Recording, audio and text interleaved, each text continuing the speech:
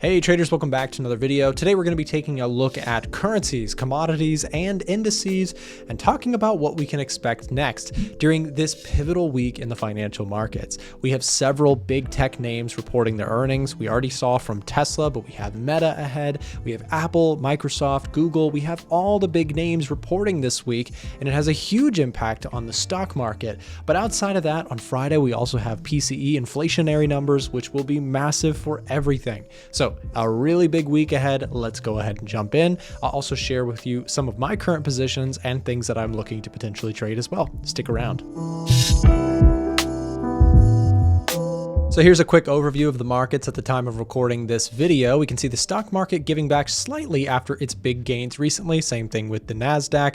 The Dow Jones also down on the day. The dollar index is rising, the pound and euro feeling the pressure there, and gold is actually jumping here as we speak. We'll dive into that in just a moment. Oil's also on the rise here after finding its bounce around the $81 a barrel mark for WTI. So let's talk a little bit about what we can expect next and whether or not this stock market rally is going to continue, or if this was a bit of a dead cat bounce before a bigger sell-off. So up first, let's talk about the big boy, the S&P 500, which has come back pretty aggressively. And yesterday, Tesla's earnings, which I'll tell you a little bit about my Tesla trade I did during earnings in a little bit here.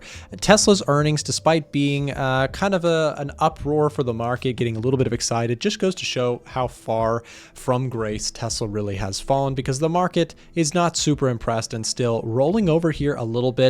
We're flat to red on the day when taking a look at the S&P 500. The NASDAQ's up very slightly. The Dow is down more, and the Russell also down. So here's the question from a technical analysis perspective. We did come down and we saw a corrective move from peak to trough of about 6.5%. Now, the question is that it? Is that all we're going to see? And is this market going to rip back to the all-time highs? My opinion is no. Now, I want to be clear, I'm not a bear on the stock market, but I think that there was a good reason for why this market came down in the way that it did.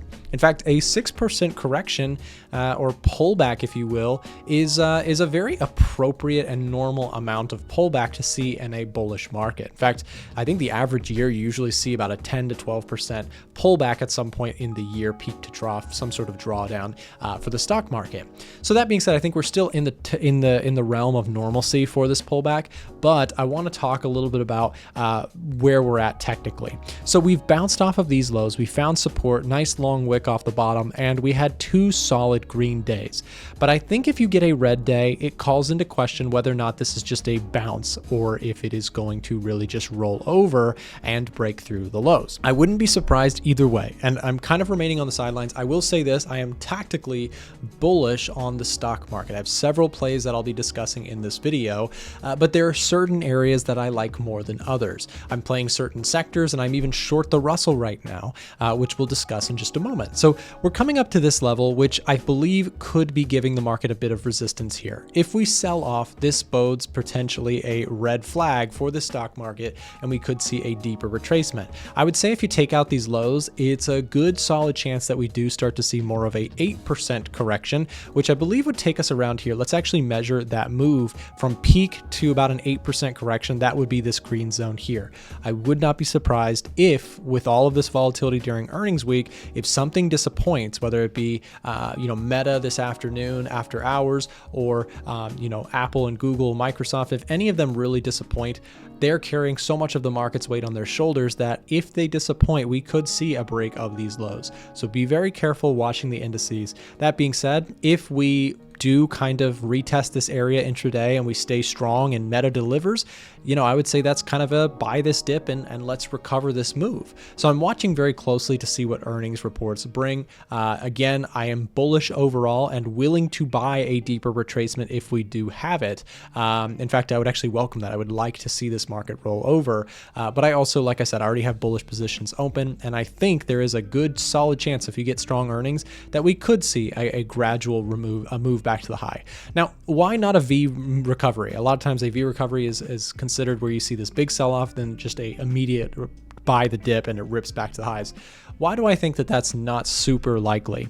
Well, it's because interest rates are expected to stay higher for longer now. That's a new developing story that the market has to play ball with. And with the higher for longer narrative coming back in from a more hawkish Jerome Powell and strong economic data, that puts pressure on the stock market because, of course, higher borrowing costs means earnings could be threatened, and there's a potential that the Fed could make a mistake and keep rates too high for too long and actually hurt the consumer and hence the economy. So there's reason, I think, to be a little bit skeptical and a little bit cautious, especially after such a monumental run. I remain overall bullish, but cautious and looking for deeper retracements to potentially add positions. And here's the NASDAQ putting a long wick, at least at the time of recording this. I'd say watch how this candle closes. If this closes red, that's a short-term bearish signal, in my opinion, for the stock market. And here's the Dow Jones also tagging resistance as we speak and looking like sellers, at least for now, are reacting to this area. Again, if we get a big red candle today, it's possible that we could go back down and retest the lows, but it all hinges on earnings from the big tech names. And here's a look at the dollar index, which remains bullish in my personal view. If we do see a pullback, I am looking for opportunities, and I'll show you some of the ones that are my personal favorite to trade. So I'm looking at the top setups page on the Edge Finder, which considers everything from sentiment analysis like the commitment of traders data and retail positioning, technical reads like seasonality and trend momentum, as well as economic data, which from all of these different charts, you can see we look at a lot of economic data with our scoring system. Now, this scoring system has identified right now and for the last few weeks that the dollar looks pretty strong relative to its peers. So when we highlight specifically, if I go by category and we just select major currency pairs, you can see that universally across the board, we see bullish readings for the dollar relative to its counterparts. So except for dollar yen, I'm looking for setups on dollar Swiss, dollar CAD, euro dollar, pound dollar, Kiwi dollar, and Aussie dollar. So let's take a quick look at some of those charts for some areas that could be interesting. And again, before we do that, just a reminder, economic data here is what we're really getting a lot of our score weighting on. And you can see that GDP, PMI numbers, retail sales, inflation, when crossed against its peers, the dollar seems to be a bit dominant for now. So I'm liking the way that we're reacting on Euro USD. This is probably my top prospect for a sell opportunity around this 38.2. So if we do retest up into this region, I may look to get short, and if I do share that trade, of course it will be shared inside of our Discord channel, which is linked down below in the description.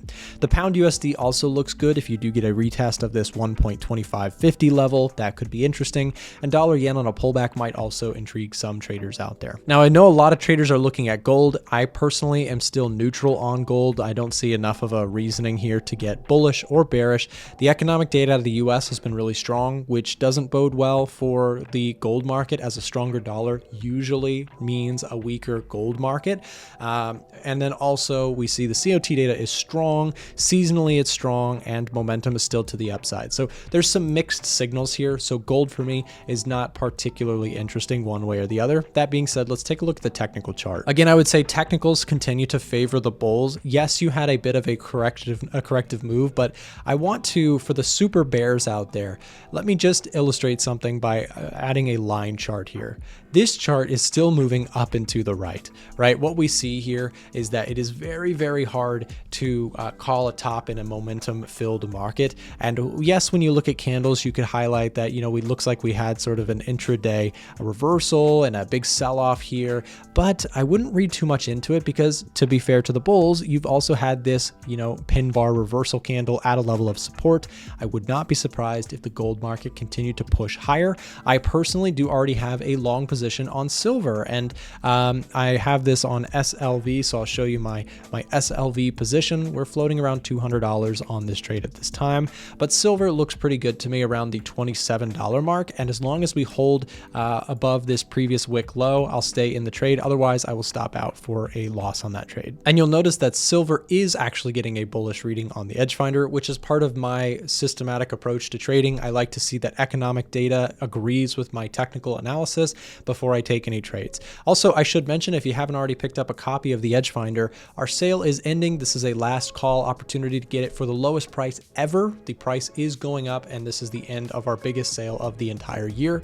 We're currently offering 45% off. If you've been watching my videos for a while and you've been thinking about getting a copy, this is your last chance. This is your last call. 45% off. If you'd like to get access to the tool for this discount before it ends, click the first link in the description. And when you click that link, what will happen is you have the option to chat directly with someone on my staff immediately. This is a real person, not a robot. Just click the Edge Finder 45% off 2-year anniversary sale and take advantage of the discount before it does end. Here's a quick look at retail positioning. We can see certain assets are getting contrarian sell signals relative to some that are getting contrarian bullish signals. We look at retail positioning again as a contrarian indicator. When retail is very long or very short something, we typically take that as a reversal signal or an opposite signal. If you have not already taken a look at the COT data this week, feel free to pause the video. Though I've gone over this a few times this week, I won't repeat myself, but feel free to pause if you want to look at something specifically. Remember, the newest data will come out this Friday. And again, this is something accessible if you just go to the sentiment tab, go to COT data, and all of our other cool indicators here. Feel free to take a look at those yourself. For those of you who trade indices, the put call ratio has been interesting to see recently. You can see we've seen some spikes to the upside on this. What that tells you is that the demand for puts has increased, and more puts, more demand for puts shows that the market is a little bit cautious and perhaps thinks that there could be some downside. People buying protection, right, by buying puts.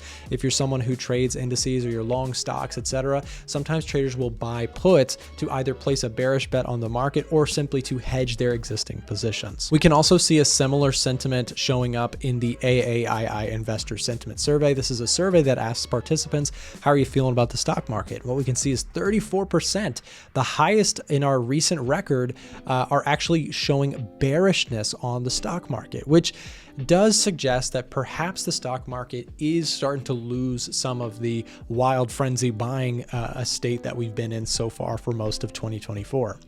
That being said, 38.3% are bullish, which is a recent low, and 27.8% people mark themselves as neutral. And that brings me to another trade that I am in. I am currently short the Russell. Now, let me give some honesty here. This is my third attempt and my final attempt at shorting the Russell. This is inherently a tricky trade. To short stocks in general is a very difficult trade. I tried once here, I tried again right here, and a third time right here. So my first two trades ended up stopping out for a small loss, and I am currently in my third trade, and I'll show you IWM is the ETF that I trade, which tracks the performance of the Russell 2000. We are floating around $880 at the time of recording this. My stop loss is above structure here. If this market rips, then I will be out of the trade and completely admit that I was wrong about this idea on the Russell. I'm very willing to part ways with it if needed, but so far we're getting a nice reaction off of this area, and I will stay short as long as we continue to respect structure here. And again, that's a current trade that I am in. So I'm long silver, I'm short the Russell. Now let's take a look at some of my other options trades that I'm in as well. So Tesla earnings came out yesterday, and while they disappointed pretty massively, let me show you the Tesla earnings results. The top and bottom line, earnings and revenue, both were disappointing. So why on earth did the stock rally by, at this point, 11% off of its recent lows, even more from the all-time lows here, or the recent lows here?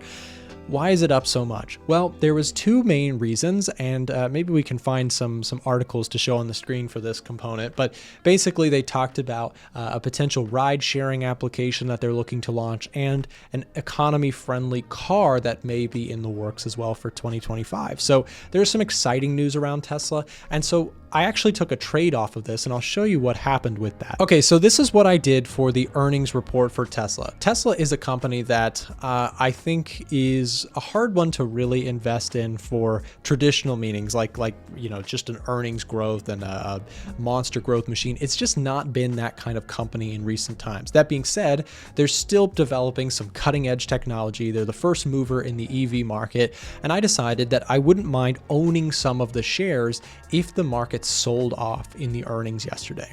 So what I did is I sold puts. Remember that puts are bearish bets. And I basically sold puts, I shorted puts, sold them to someone else in the world at $115 per share.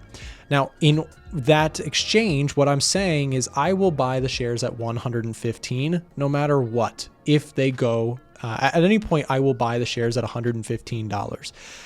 The thing is, I collected a premium. Per share, I collected $2.56 in terms of premium for selling that option. So somebody else out there bought that option for $2.56 a share. I sold 2 contracts. So what came out is a total max profit potential of $512, let's call it.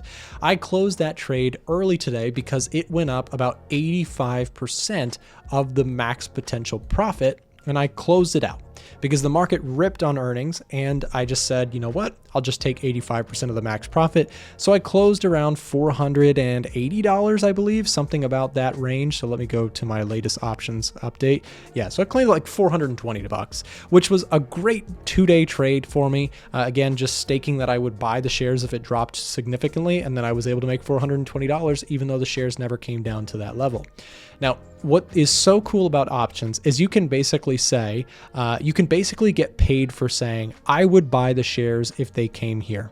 Even if they never come there, you can get paid just for staking that promise in the form of contracts. That's why I love selling options, and it's been very profitable for me recently, as this recent market dip has given me a chance to sell puts on many things that I would like to own in my my trading portfolio.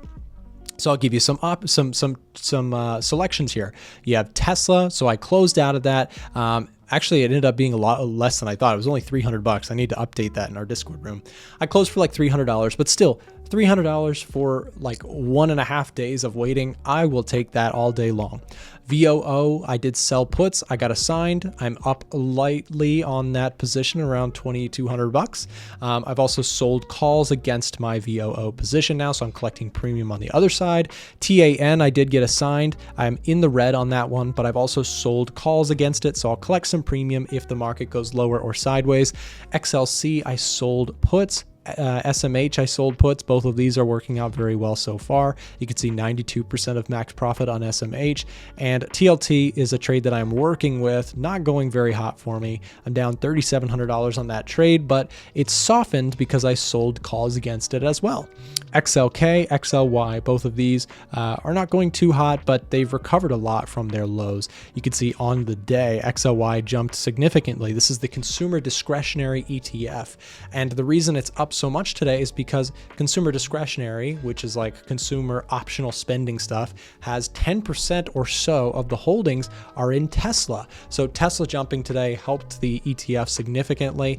That is up actually pretty good on the day. I'll show you that ETF right now. Let's switch over to XLY. Well, we're already on it. You can see it jumped up, and I sold these puts at 175. They've come back significantly here. So if I do get assigned, I would actually be happy to own the shares at that level. I know options can be a lot if it's something that you don't know that much about, but I've talked about them a lot more in my recent videos. I enjoy sharing, what I'm doing in the options trades that I do. If you'd like to know more information about that, you can always search up Trader Nick options strategy or Trader Nick wheel strategy on YouTube and find out more. Also, if you'd like to trade with the broker that I'm using, or you'd like to trade with a really great CFD broker or US Forex broker, there are several brokers linked down below in the description. All of them have special perks and special things available for my subscribers. We've worked out some special deals for you guys. So if you have not already checked it out, it's free money. Check out the hustle down below in the description if you're looking for a new broker. These are referral links, and you'll be helping out my channel if you choose to use them. So thank you very much. Thanks for watching, guys. Have a great day. If you're looking to improve as a trader, we've got some cool free resources here that I wanted to share as we close today's video. Down below in the description, there is a link to join our Discord channel or our Telegram channel, and we also have our website, a1trading.com, where traders can get access to free course material to help you improve as a trader. Remember, we are also live Monday through Friday on this channel around 9:30 a.m. US Eastern, broadcasting most live news events and that sort of thing. So hope to see you there. And also, we do have a couple videos here showing up on the screen. If either of these seems like it might be helpful to you, then make sure to click here or here, and we'll see you there.